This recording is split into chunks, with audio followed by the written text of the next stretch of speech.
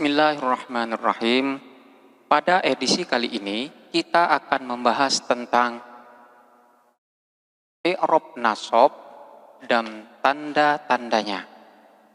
Tanda i'rab nasab ada 5. Yang pertama adalah fathah, yang kedua adalah kasroh, yang ketiga adalah alif, yang keempat adalah ya, dan yang kelima adalah hadfun nun atau membuang nun.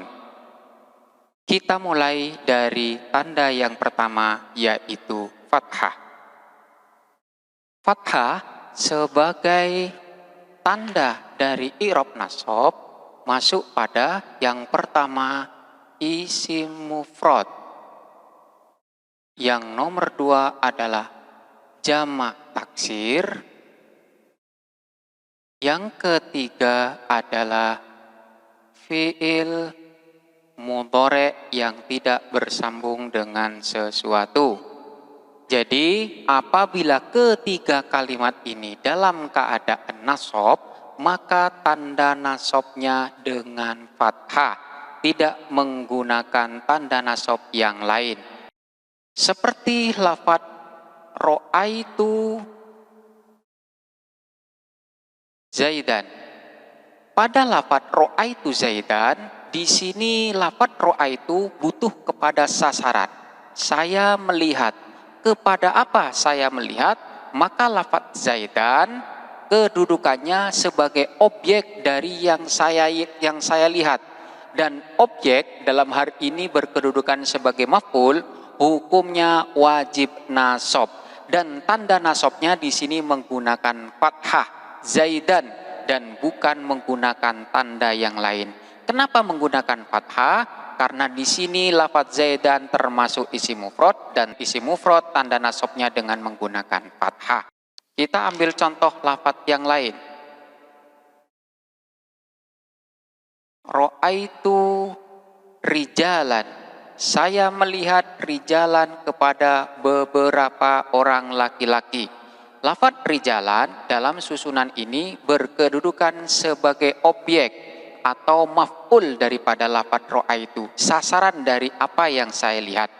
Maf'ul kedudukannya hukumnya wajib nasab, dan tanda nasabnya di sini harus menggunakan fathah rijalan. Kenapa? Karena di sini termasuk jamak taksir, dan jamak taksir tanda nasabnya menggunakan fathah.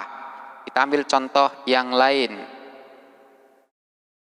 Lan atakallama, saya tidak akan berbicara. Lafadz atakallama adalah fi'il mudhari yang tidak bersambung dengan sesuatu. Dalam hal ini fi'il mudhari dimasukin amil nasab, dan amil nasab ini memerintahkan kepada lafadz fi'il mudhari atakallam untuk dibaca nasab. Maka di sini tanda nasabnya dengan menggunakan fathah, karena di sini termasuk fi'il mudhari yang tidak bersambung dengan sesuatu. Ini adalah tanda nasab yang pertama. Tanda nasab yang kedua yaitu kasroh. Kasroh yang merupakan tanda nasab masuk pada jamak muannas salim. Jamak muannas salim jikalau dalam keadaan nasab maka tanda nasabnya dengan kasroh. Kita ambil contoh. Ro'aitu, saya melihat al-muslimati, kepada beberapa orang muslimah. Lafadz al-muslimati ini berkedudukan sebagai objek atau sasaran dari yang saya lihat. Dalam hal ini sebagai maf'ul yang hukumnya wajib nasab, dan tanda nasabnya di sini harus menggunakan kasroh, tidak menggunakan tanda nasab yang lain. Kenapa? Karena dia termasuk jamak muannas salim. Ini tanda nasab yang kedua yaitu kasroh. Tanda nasab yang ketiga yaitu alif. Alif merupakan tanda nasab masuk pada satu tempat, yaitu asmaul khomsah. Asmaul khomsah, jikalau nasab, tanda nasabnya dengan menggunakan alif. Kita ambil contoh seperti lafadz ro'aitu abaka. Saya melihat ayahmu. Lafadz abaka menjadi sasaran dari apa yang saya lihat. Dan sasaran disebut dengan maf'ul. Maf'ul hukumnya wajib nasab. Tanda nasabnya harus menggunakan alif, tidak menggunakan tanda nasab yang lain. Kenapa menggunakan alif? Karena dia adalah asmaul khomsah yang apabila nasab, tanda nasabnya dengan menggunakan alif. Ini adalah tanda nasab yang ketiga. Tanda nasab yang keempat yaitu ya.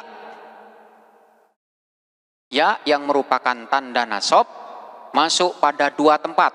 Yang pertama adalah isim tasniyah dan yang kedua adalah jamak mudzakkar salim. Kedua kalimat ini jikalau nasab, tanda nasabnya dengan menggunakan ya. Kita ambil contoh seperti lafadz ro'aitul muslimaini. Lafadz al-muslimaini adalah merupakan sasaran dari lafadz ro'aitu. Saya melihat. Apa yang saya lihat? Saya melihat kepada al-muslimaini. Berkedudukan sebagai maf'ul yang merupakan objek dari ro'aitu dan hukumnya wajib nasab. Tanda nasabnya dengan menggunakan ya. Tidak boleh menggunakan tanda nasab yang lain. Kenapa? Karena di sini termasuk isim tasniyah. Antara isim tasniyah dan jamak mudzakkar salim sama-sama menggunakan tanda nasab ya. Di sini perbedaannya, jikalau isim tasniyah sebelum ia berharkat fathah dan setelahnya ia berharkat kasroh. Manakala jamak mudzakkar salim, maka harkat sebelum dan setelah ya dibalik. Sebelum ya berharkat kasroh dan setelahnya ya berharkat fathah. Jadi ro'aitul muslimina. Jikalau dibaca ro'aitul muslimina, maka maknanya beberapa orang muslim. Jikalau tadi dibaca muslimaini, maka yang dimaksud di sini adalah dua orang muslim. Jadi antara isim tasniyah dan jamak mudzakkar sama tanda nasabnya dengan menggunakan ya. Dan tanda nasab yang terakhir adalah hadfun nun, membuang nun. Dan ini terjadi pada af'alul khomsah. Apa saja anggota daripada af'alul khomsah itu sudah dijelaskan pada bab tanda-tanda i'rab rafa. Kita ambil contoh seperti lafadz lan tanalu. Awalnya lafadz tanalu di sini ada nunnya. Tanaluna. Berhubung dia dimasukin oleh amil nasab yaitu lan, maka lan ini memerintahkan kepada lafadz tanaluna untuk nasab. Dan sebagai tanda nasabnya yaitu dia harus membuang nun menjadi tanalu. Tanda nasabnya tidak menggunakan yang lain karena ini af'alul khomsah. Jadi tanda nasabnya dengan membuang nun yang ada di sini. Itu adalah kelima dari tanda-tanda i'rab nasab.